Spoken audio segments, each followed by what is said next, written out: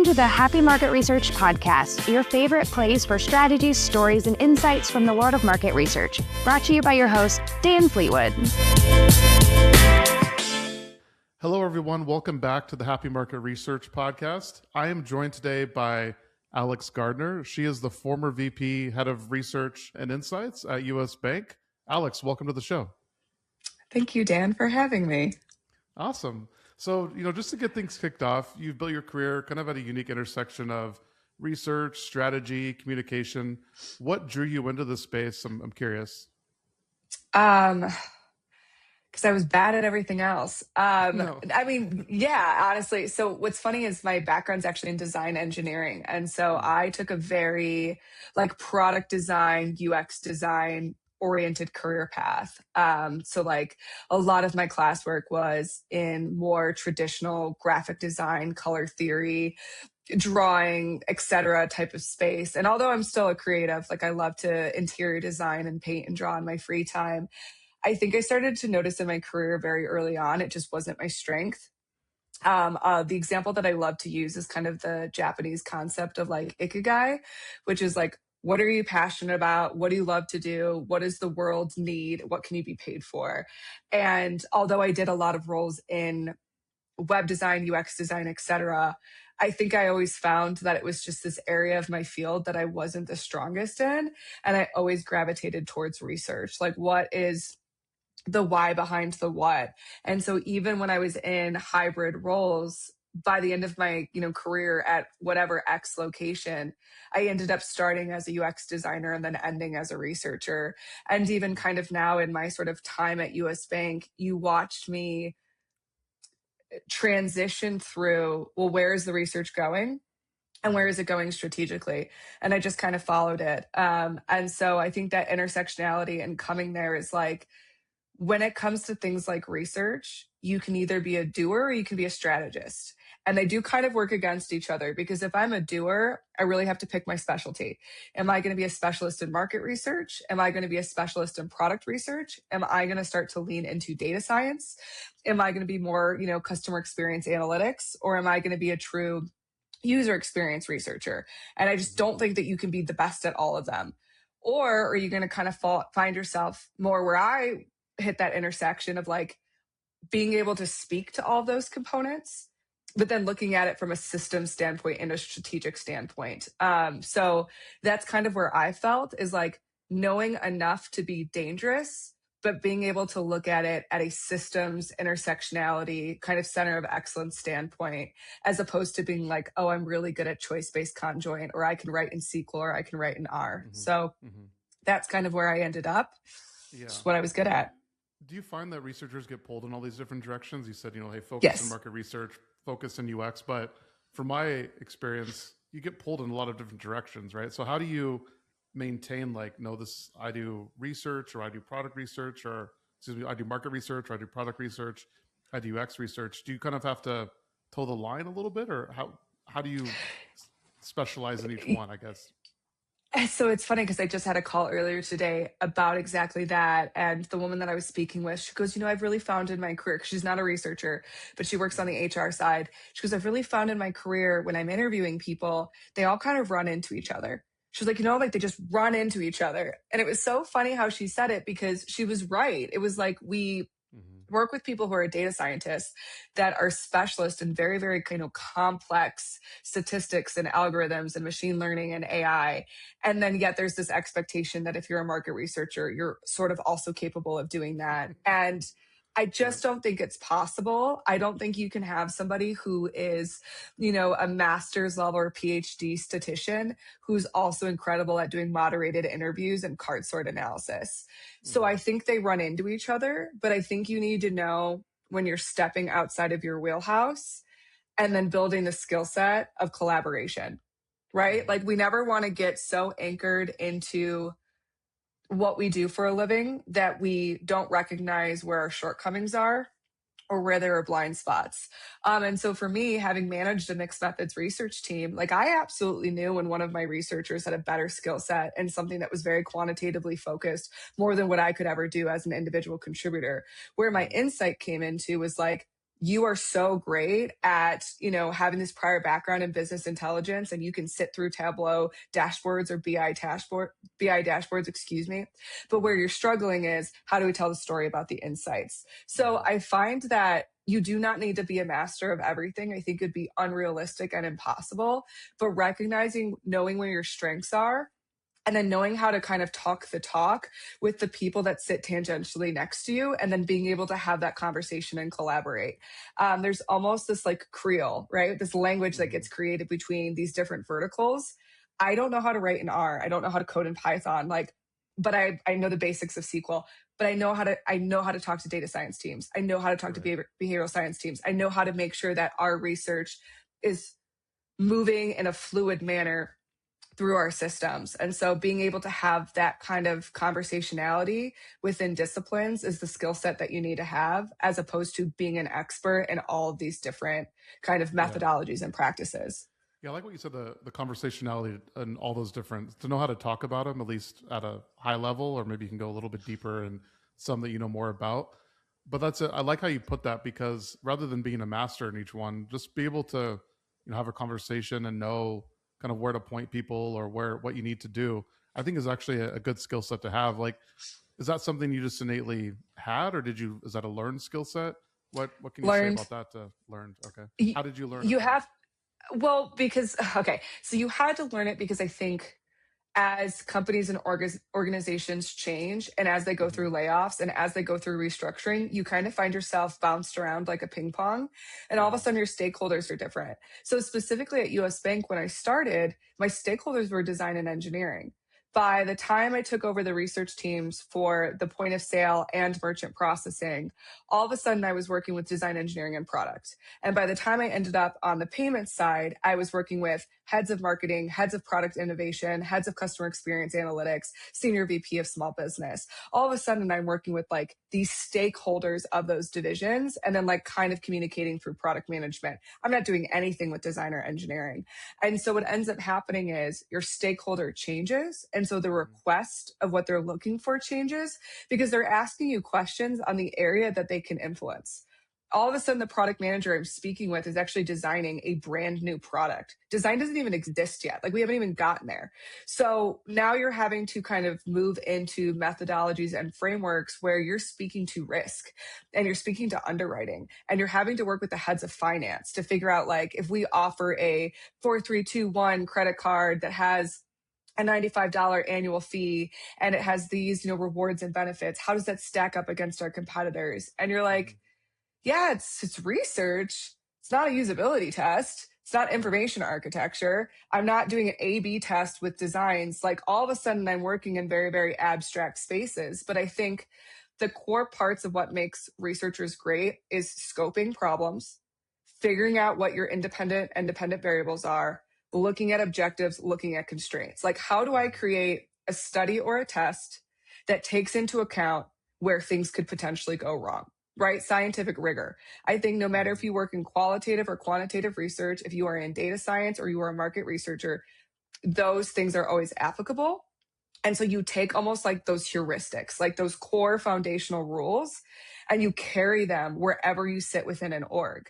And I've worked with UX researchers. I was speaking at a conference, and what I found is we were all sitting at a dinner, and I was like, who do you guys report up to? If they reported up to product, completely different experience. Now, mind you, these were all user experience researchers. Right. If they reported up to product, completely different experience and ask than if they reported up through design. So that's why I think you have to be malleable. I think you have to kind of like go with the flow. Your stakeholders are going to change. Reorgs are going to happen. All of a sudden you're reporting into a different team. You just adapt. That makes sense. And then one of the things I know we were talking about that you've shared is you did a good job at US Bank of creating like a strategic consultancy inside of the organization. Mm-hmm. Can you talk a little bit about what that might be and how you did it? Yeah, it's a great question. So it kind of came out of necessity. So my team and who I managed had traditionally been user experience researchers. When they did a role redundancy consolidation, all of a sudden there was less researchers than there were to territories that needed to be covered. And when I say territories, I mean marketing, sales, different product divisions, customer experience, different teams. All these things need research. And so all of a sudden I found myself in payments. And it wasn't like a payments stakeholder. It was just payments. I used to joke and call my team the plastics because if it touched credit card, it fell into our wheelhouse. And so what we had was a lot of different budgets for vendors. We had our own independent data warehouse that was separate from the rest of the bank.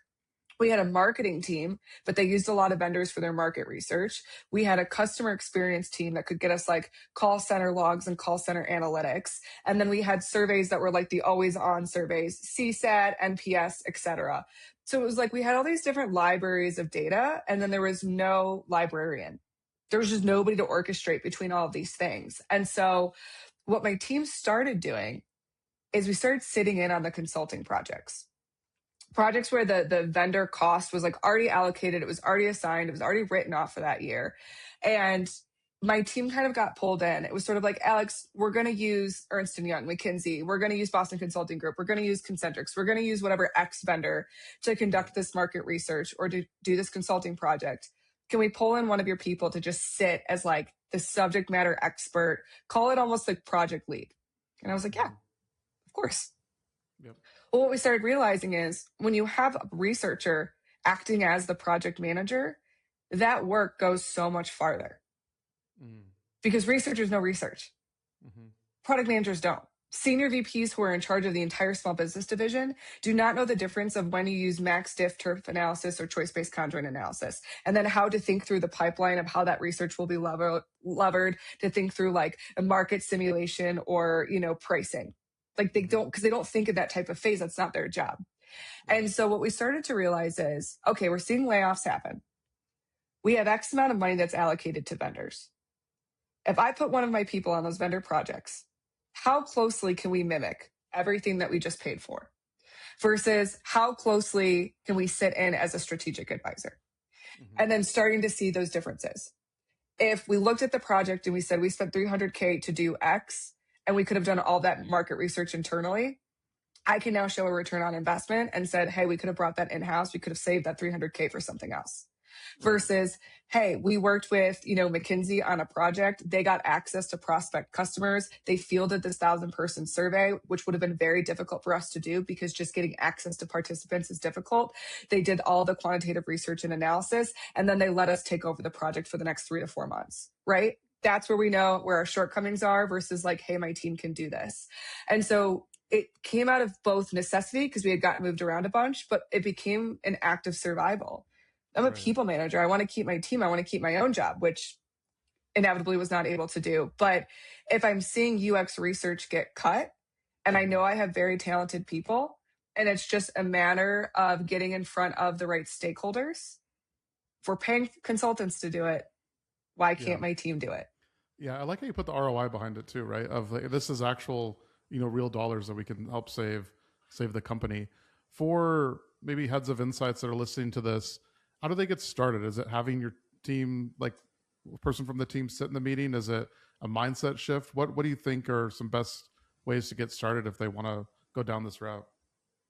It's a great question. So I think it really depends on how your org is structured. I think at larger scale enterprise organizations, you're going to see buckets of funding towards insights kind of all over the place. If you're at a smaller org, it'll be a lot easier. And you simply start with, what amount of money did we spend on outside resources over the last year? Right? But that's where you start. You're just literally taking an intake of how much money did we spend on other people that there was realistically somebody in-house who could have done this. I think that's one of the best places to start.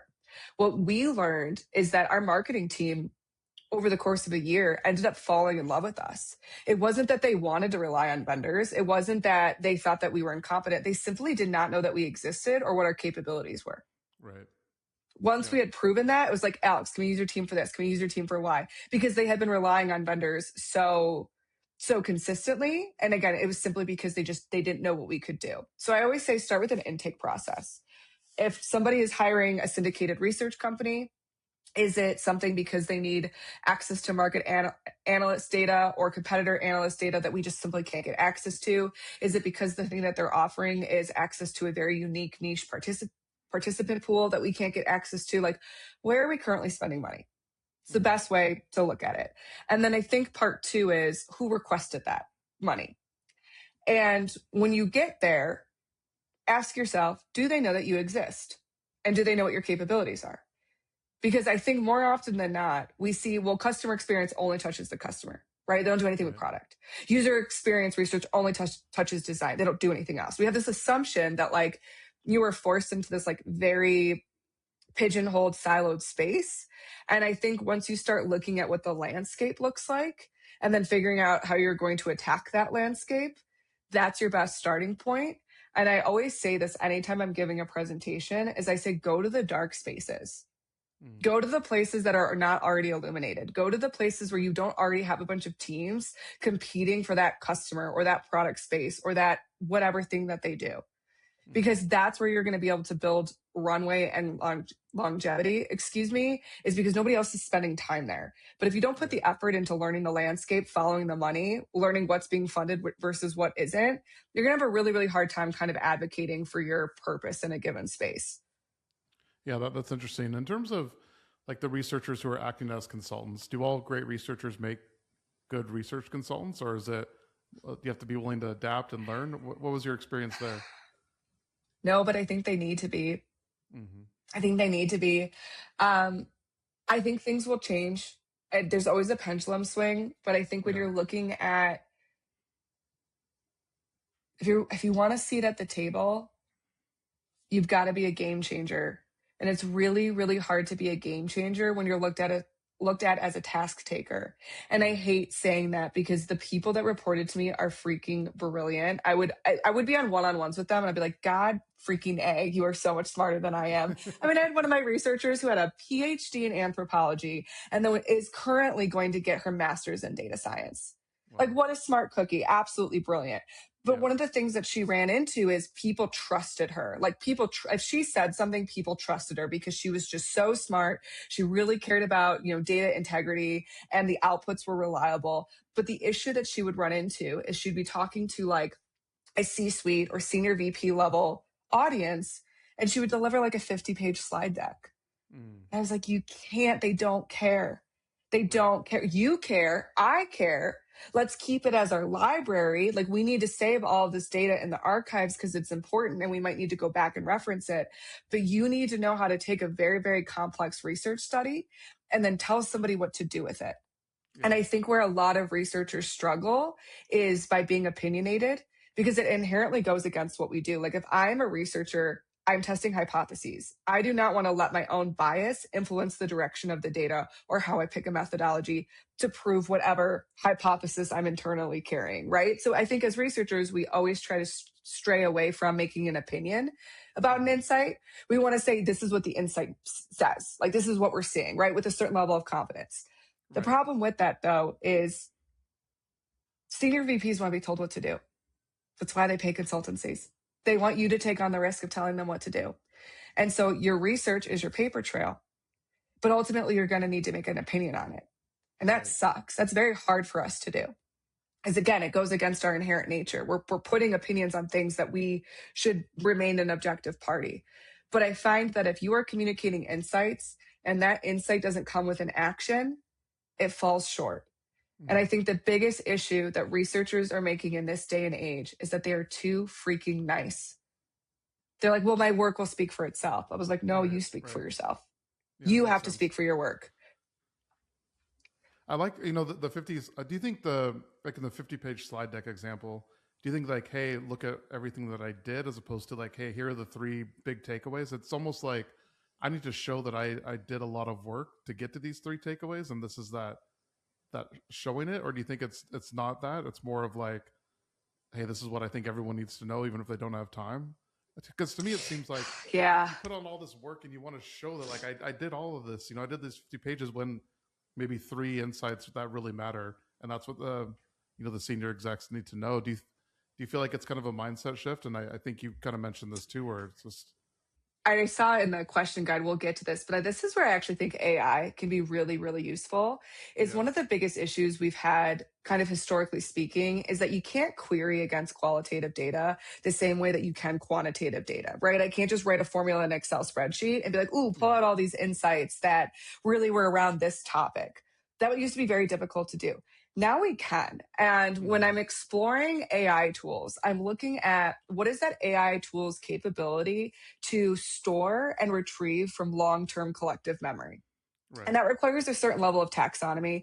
It requires a deep understanding of like almost library science and how libraries get structured. But when I was working with this one individual, I was like, you care about this because the context matters. It's the why behind the what. And I think what she was paranoid about is that if she got a random question from some stakeholder who was sitting on the call but didn't request the research, she's going to need to be able to like go through the library and pull from it. And I was like, the cool thing is, though, is that if you save all of your data over the course of this like multi-phase research project, and we use AI, you could essentially write a prompt that could dive into that very, very large library that you created and then just whip up a presentation for that specific stakeholder. And that's what we actually started to do. Like we had something where we were really looking at gaps in the credit card shelf. So like the products that we had that were for small business owners and really looking at where there was gaps against our competitors. And the individual who had started the project really had a background in like business intelligence more than being qualitative or quantitative researcher. But what he did is he essentially built himself this like Excel spreadsheet dashboard that pulled in all these different sources of data from all these different teams. And he went on like a research campaign, like marketing tour. And so then what he did is he had this huge repository, and every time he went and met with one of those senior level stakeholders, he spun up a new presentation just for them. And so the presentation felt very custom. It felt very bespoke. It felt very tailored to that audience. And it didn't require him a ton of rework because it was essentially like a prompt with a bunch of queries, with a bunch of outlines. It was like creating a persona, like pretend to be X for this audience. This is what they care about. But everything was pulling from the same repository. And he was able to spin up all these kind of standalone and again, very bespoke presentations that were all based off of the same library data set.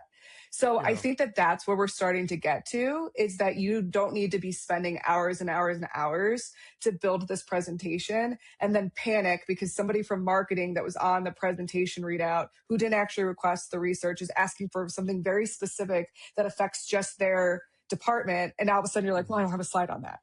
Like, I think we create these huge decks because we're trying to do a catch-all for that moment that we're deer in the headlights being asked a question that we weren't prepared to answer. Right. And that makes sense. And I like how you put it where, hey, that can be sort of the, the data in the repository, right? But then write your prompts like, hey, marketing exec wants to know this, or someone from sales wants to know this. And then you can pull the certain aspects of that report. I think that's very interesting. In terms of, AI, UX research, and the future of the profession, I mean, I think it's anyone's guess where we're going to be, 2 to 3 years from now. But I'm curious, like at this point in time, what are you most excited about in terms of like utilizing AI in your role, or maybe talk a little bit about that? Because I know you've kind of done a deep dive into, kind of leveling up with prompting and things like that. So I'm curious to get your take around some of the developments in AI that you're most excited about right now. I think for me specifically, it's the library component. I think as both a researcher at an IC level and also as a leader, one of the things that I always struggled with is that as much as we would like research to be contained within our wheelhouse and our sphere of influence, it simply isn't. Sales teams are conducting their own internal sales team surveys around what products are selling well and which aren't, and, why they're frustrated. Customer experience has their own NPS, CSAT, et cetera, long-term, longitudinal behavioral studies. I mean, throughout my course at different industries, like product leaders at any given quarter would be launching these huge, research studies with outside vendors. And then we would never get the decks. We wouldn't get them. They would be sitting on somebody's desktop somewhere. Or like I would go find somebody who had been at the company for like 7 or 8 years. And I'd be like, let me see if I still have that. And I'm like, how much did we spend back when you worked on this? Like, how much did we spend on this? And it's just sitting on a desktop somewhere. Mm-hmm. And the only way we can access it is if the people who happen to work on that project still work here. Like, that's terrifying. And so now we're in a day and age where if there was a presentation deck or an audio recording or a video recording of a moderated interview or an Excel spreadsheet, I can combine that all together, and that all of a sudden becomes one library and one data set. Before, that was hugely problematic. I couldn't scrub across a video recording and transcript and a PowerPoint presentation and a PDF file and someone's Word doc that was thrown together. Like, it was just too many different file formats. Now we can. And I love that, because it means that we will have long-term collective memory, and it will be living and breathing and time-stamped of when that data was collected, to what customer base, to what user set, to what, demographic distribution. That's crucial. We'll start to see where there's gaps. Where I get really, really nervous is when I start seeing these like artificial personas, or I'm starting to see, like, one of the big issues that we had across a plethora of platforms is that if we used your tool, not only for moderated interviews or diary studies or large scale survey recruitment, the amount of fake AI participants that were infiltrating, like, I was scrubbing data and having to throw out 10% of the people that responded. And the thing is that company would be like, oh, we have these really, really great tools to catch that. I'm like, okay. But I just ran a survey of 700 people, and 10% of it I had to throw out. And the only way I knew is because I've spent enough time in AI tools that I can kind of pick up the little signs. And I was like, this one right here, that's AI that responded to the survey. This one right here, that's AI that responded to that survey. And so even with the tools that are supposed to quote unquote filter AI responses out, they're still making their way through in very alarming amounts. And so when some company meets with me and they're a vendor and they're like, we do AI personas, I'm like, well, where's the data coming from? Yeah. It's all about where the data is coming from on those personas. Like, it's old adage, like garbage in, garbage out, right? If you're putting garbage in, what are you going to get out of it? The same thing. Yeah. So I'm curious, like, getting a little bit into the weeds here, for the 10% that you would throw out and you said, no, that's AI. What were some of those like signs you're like, no, I know that's AI? Was it like very eloquent open ends, or was it patterns in the data, or what was it? So what we would do is, and I had learned this from one of my researchers, because I would always just jump in on research if my team was overwhelmed. I'm like, oh, I can conduct this study, right? Like, keeping my tool set very sharp and always getting my hands dirty. And so we were working in a tool, and I was I was programming a survey, and they had, very complex multi kind of suppression and like filtering approach to make sure that the right participants got recruited.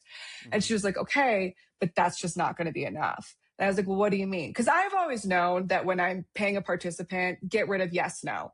Like, you've got to trip people up. So it would be something like, out of the options below, pick, which ones apply to you. And if somebody selected all of them, I would kick them out, because I know that this person's gaming the system, right? They'll just select everything to make it onto the survey and get paid. So we would always do like little trip ups or catches in that kind of demographic screening process. But then she was like, after you believe you have the right participant, she was like, your first question in your survey has to be an open end. Immediately. She was like, if you save it to wait later, what will happen is it'll seem like the research makes sense. It'll seem like it's not noise. And then all of a sudden you'll get to this open end that just doesn't quite fit. So she had taught me I need to hide them very early on. And so I was doing a study with co-brand credit cards, and co-brand credit cards are like a Sephora credit card, a Home Depot credit card, a State Farm credit card. Those are co-brand credit cards. So I was trying to get a better understanding of people that had like multiple co-brand credit cards. And so I had did hidden things, like select the ones that apply, yada, yada, yada. Thought I had structured it really, really well. The open end was like, tell me about the co-brand credit card that you use most in your wallet and why. The amount of people that responded, I don't have one. And I was like, but that was the whole screening part. The whole screening part was that you had a co-brand credit card. I literally hid 3 or 4 traps in there to make sure that the person that made it through had one. And then people would be like, or the best one would be like, oh, co-brand credit cards are very useful because you can optimize the credit card points in the store that you're shopping at. Like, that's an AI response.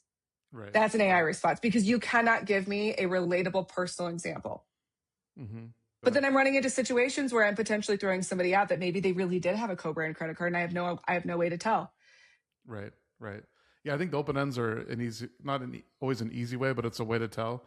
This is funny. I was doing a study recently, and one of the open ends started with my liege. And I was like, if someone's starting with my liege, they've trained their AI to start with my liege, and that's definitely how they are being referred to in their AI. And I'm like, no, that's not happening. Oh yeah, madam. So, if I see madam, it's like, yes, madam. And I was like, how did we know that I was right? And I think what sucks though is, again, with this particular company, they had protocols in place to quote make sure that AI was filtered out. And I'm like, but do you know how much work it is if I do 1,000-person respondent survey?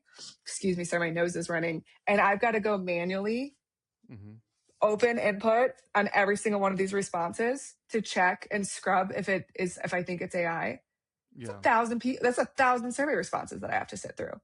Yeah. That your tool was supposed to do for me. So I think that's where we're running into really big problems is I think when I meet with vendors, what I say is going to be the game changer is it's not the tool and it's not how you're using AI. That's table stakes. That is assumed to be integrated into your tech stack. Yep. How are you getting real participants? How are you getting real people? How are you getting real data? That is, I think, going to become gold. That's a good point. I mean, at the end of the day, that's what you want is real people taking, the survey or basing your synthetic data off of real data sets that can back up exactly what you're trying to do and have the context and the nuances there. I think it makes the most sense to me. So I like that kind of framing. In terms of I'm curious about your prompt design and prompt training. What is one thing you think researchers can do if they want to get better at prompt design or prompt engineering? What do you think there? I tell everyone who works in research that is currently freaking out about their career, you will be the best AI specialist out of any career that I've seen. And the reason why I say that is that I had taken IBM's course on prompt engineering. It was intro to prompt engineering. And I had taken it probably about 2 years ago. And I've just completed Google's professional certification for Google Gemini suites. When you're looking at chain of thought, like prompt linking, or how to do a multi-phase prompt structured approach, especially when you're doing something very complex or trying to figure out which LLM that's offered to you within, Claude or ChatGPT or even Google, trying to figure out which program to use for your specific ask. That is a research plan, and that is choosing the right methodology. Yeah. I truly believe there's nobody better for AI-driven roles than researchers because you need to have a very clear ask. You need to know how you're going to utilize that output. You need to understand the persona of what is the archetype, the details, the behaviors of the person that would be answering this as the expert. You need to know what that criteria is, right? What are the objectives? And then you need to know the shortcomings and pitfalls of that specific methodology, what it can and cannot answer. And so when I was a people manager, I had all of my team members take a just basic prompt engineering course. And the one thing that all of them said coming back was, I was like, oh, how did it go? Did it scare you at all? What did you feel about it? And they're like, Alex, it's a well-written research plan. It's a well-written research plan. And I was like, nice. Yeah, it is. It is. Yeah. And so I think researchers are so just poised to be incredible at it. But then I also take a step back and I'm like, throughout my career, I have worked with so many people that just do not understand how research works. And it breaks my heart. I'm conducting a qualitative interview with CEOs of $25 million plus companies who are spending $1 million a year on a credit card. It's a very niche market. Okay. Yeah. CEOs of $25 million companies are not just sitting around to take a survey or waste their time talking to you on an interview. So I'm conducting this work, and I think it ended up being 7 interviews with either a CEO or a chief financial officer. Again, very hard to find. And one of the individuals on the call with the team that I was working with goes, well, will it be statistically significant? And I was like, it's seven people. It's a 7 people moderated interview. And I was like, oh, okay, we're using terms like statistical significance, practical significance, and effect size are all 3 different things. And I think I'm realizing that we've used these terms without actually understanding kind of their deeper meaning. And so as much as I'm seeing AI vendors be like, our tool can, 10x research for you.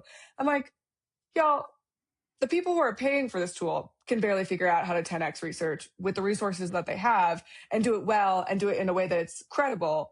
I don't trust your tool to be able to do it. I do think we're still at a point we're at an inflection point where there is a lot of smoke and mirrors. And I think you won't see the pendulum swing until multi-million-dollar decisions are made with crappy AI research tools that nobody caught until it was published. Mm-hmm. Yeah, that's a good point. Good. Well, hey, in closing, a few more questions for you. One is, you mentioned this earlier that, you think researchers are too nice, and maybe this is your one thing, but I'm wondering, what's one thing researchers often get wrong that you wish the industry would improve on? That they're just a task taker. I think what I have seen in my career, and again, I think it's people just having, was that the Dunning-Kruger effect, where you have like an overconfidence in like what your skill set is. I think so many people have an overconfidence in research and not understanding how extremely complex it is. And it's because of the field of work in research. Like if you are working in academic research, if you are working in pharmaceutical research, I think it is a no-brainer that you are like a scientist and you need to be very, very good at what you do. But I think when you start to move into like UX, CX, product research, market research, there's almost this kind of belief of like, well, you just ask questions and you read the answers. It's like, yes, we do that, but you actually have to be an expert at it. And it's an art as much as it is a science. And I've seen companies conduct surveys, and I'm taking the survey as like the participant. I'm like, this was done wrong. This was done wrong. You shouldn't ask a question this way. And so I want people to understand that like there is such a beautiful and very necessary skill set in being a good researcher. And unfortunately, that is going to require you to get out of your comfort zone. I always kind of used to tell my team that if a stakeholder came to you and they said, oh, I want to run a survey, or I want to do X, and they said the methodology in the first conversation, I was like, we need to treat that like the red flag that it is. We take a step back and we say, hey, great suggestion. What are you trying to find out? And I was like, do not let them bring up methodology again and those first 1 to 2 stakeholder discovery calls. I was like, I need you to put all of your effort into focusing on what they are trying to figure out and what they plan to do with it. Because as soon as somebody comes to us with a survey already in mind, I know it's going to go downhill. But that's really difficult to do because you're like, well, the more work I have, the more people come to me and ask for things, the safer my job is. Right. And I think the unfortunate truth is you're having a lot of people ask for things that don't actually know what they're asking for. And that's going to get them in trouble, and it's going to get you in trouble. And so we kind of need to move out of being this like intake form for research requests and really start understanding that like we are the artist and the scientist to how research is conducted. And like you are the expert in the room, not the person who's asking for it. Yeah, that's great. Well, Alex, this has been super interesting to me. I feel like we could go on for a lot more time, but I'm curious, if people want to find out more about you or connect with you, where should they go? Where would you point them? Is it LinkedIn? Is there a better spot to learn? LinkedIn. I've gotten rid of social media, so I'm okay. Quite hard to find in other forms. So LinkedIn is probably my best. And I think one of the things that I do is that if you reach out to me and you want like a 30-minute mentoring session, or you just want to chat about a struggle that you're having at your specific workplace, like I am more than happy to give my time. And I have done this for people who are more junior level than me, and I have done it for people who are more senior level than me. And it's like I just need a sounding board. I need someone who's going to have a very frank, very objective conversation with me and like give it to me straight. And I've had people do that for me, and it's really beneficial. So every org works differently. Every person's needs are going to be individual. But if you want to reach out to me on LinkedIn, I think it's /Gardner, Gardner, Alexandra, and ping me and grab 30 minutes of my time, and I would be more than happy to kind of chat and talk about the things that I've seen and haven't seen and what works and what doesn't. That's great. I'm sure we'll have someone take you up on that, if not more than one. So that's great. Alex, hey, thanks so much for coming on. Really, really appreciate it. Thanks, Dan. Have a great day.